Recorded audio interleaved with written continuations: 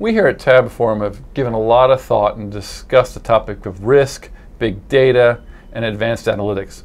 Today I'm joined by Denny Yu from Numerix, and I want to talk about putting those things into operational use. And I really want to talk about the new methodologies around stress tests. Denny, thanks for joining us today. Can you tell me a little bit about moving beyond the traditional regulatory required stress tests in today's sort of complex environment? Of course. Thanks for having me again, Alex. So when we talk about stress testing today, we know that a lot of banks are mandated under regulatory requirements to produce stress tests for the Fed under SCAP, CCAR, and CAP-PR.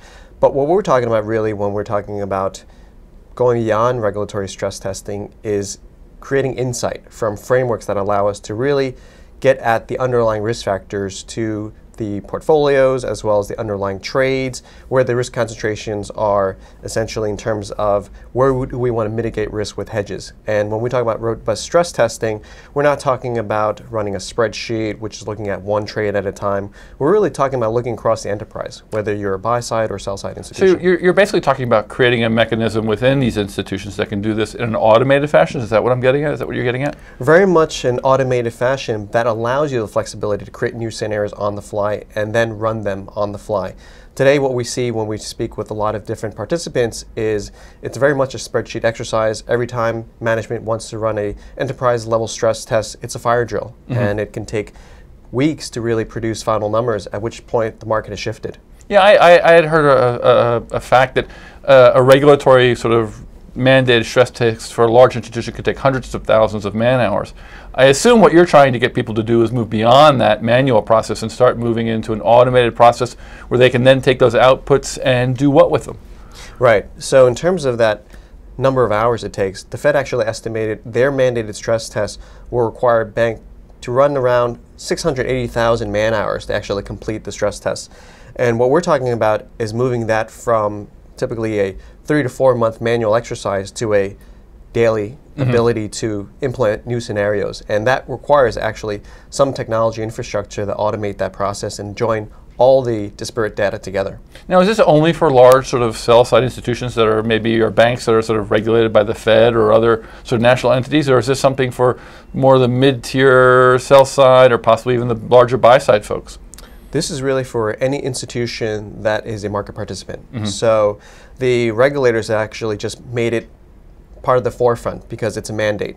But hedge funds, asset managers, pension funds have all been thinking about or actively engaging in stress test frameworks. And so it really runs the spectrum of how far along they are in building this framework. How hard is it to sort of put this mechanism together? I can't imagine if you're a large institution gathering all that data and automating it and sort of combining it into one centralized desk or one centralized operation is an easy task.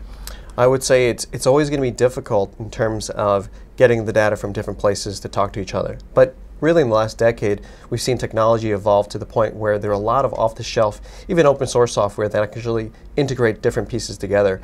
And we find the biggest challenge is not technology or bringing different pieces of data together, it's the political challenge of getting different departments and groups to be willing to share that information and work in a collaborative manner.